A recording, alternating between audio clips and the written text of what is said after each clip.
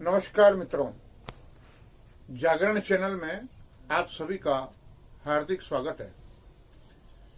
इस चैनल के माध्यम से हम आपको ज्योतिष, वास्तु, तंत्र मंत्र, जड़ी बूटी, औषधि इत्यादि के बारे में समय समय पर महत्वपूर्ण सूचनाएं वीडियो के माध्यम से बताते हैं। आप लोगों के जो व्हाट्सएप मैसेज आते हैं, आप लोगों के जो कॉल आते हैं, तब हम लोगों को भी और उत्साह होता है और प्रेरणा मिलती है नए नए सूत्रों को आपके समक्ष प्रस्तुत करने की।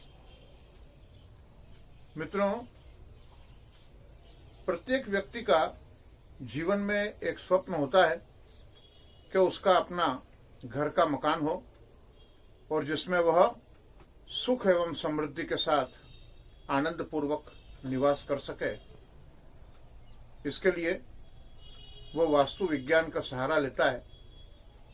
लेकिन कई बार देखा गया कि वास्तु अनुरूप बने हुए मकानों में भी रहने के बाद व्यक्ति आर्थिक नुकसान सहन करने लगता है, आर्थिक नुकसान उसे होने लगता है और धीरे धीरे वह कर्ज में डूब जाता है।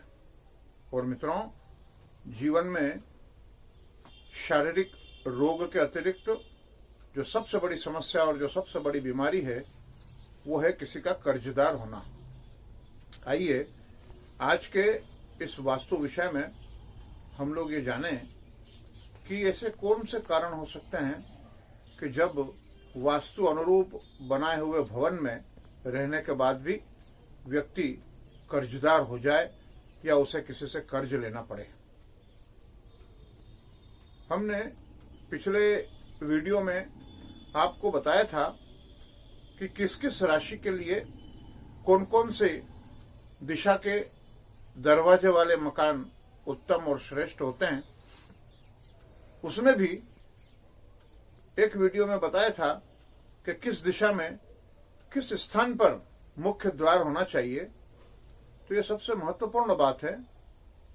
वास्तु की चुंबकीय तरंगें उस दरवाजे से आपके घर के भीतर प्रवेश करती हैं। यंत्रों के माध्यम से भी इस चीज को कई बार सिद्ध किया जा चुका है कि ये चुंबकीय तरंगों का प्रभाव, भूमि के अंदर चलने वाली इन चुंबकीय तरंगों का प्रभाव व्यक्ति के जीवन पर, व्यक्ति के चिंतन पर विशेष रूप से पड़ता है।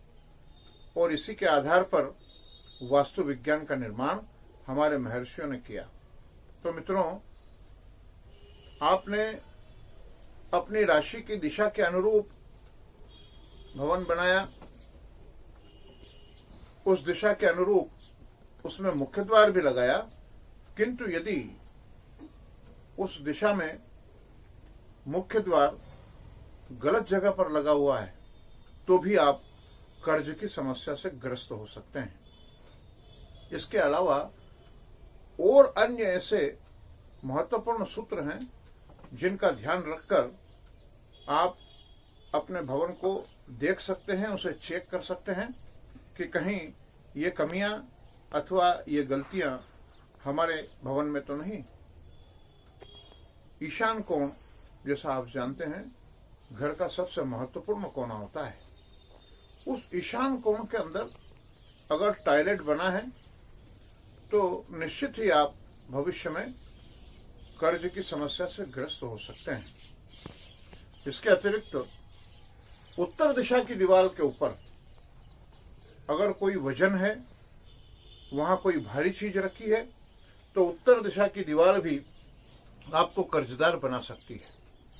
इसके अतिरिक्त किसी भवन में यदि एक ही सीध में 3 दरवाजे आते हों, 3 कमरे लगातार हों और 3 दरवाजे एक ही सीध में हों, एक ही लाइन में हों, तो यह भी आने वाले कर्ज की सूचना है।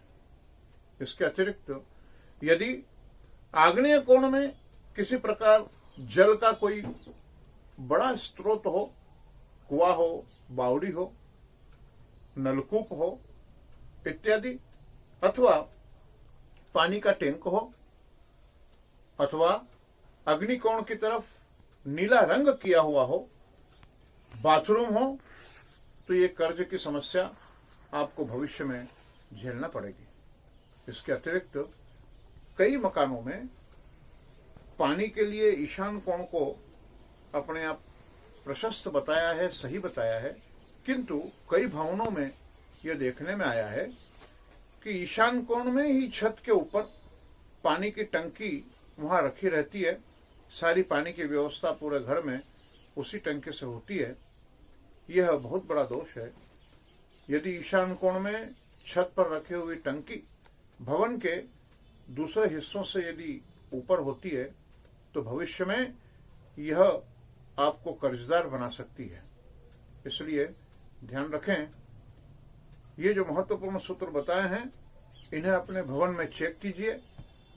हमारा उद्देश्य भी यही कि वास्तु की छोटी छोटी जानकारियां आपको खुद को हो और इन छोटी छोटी जानकारियों के माध्यम से आप अपने भवन का वास्तु सही कर सकें। नमस्कार।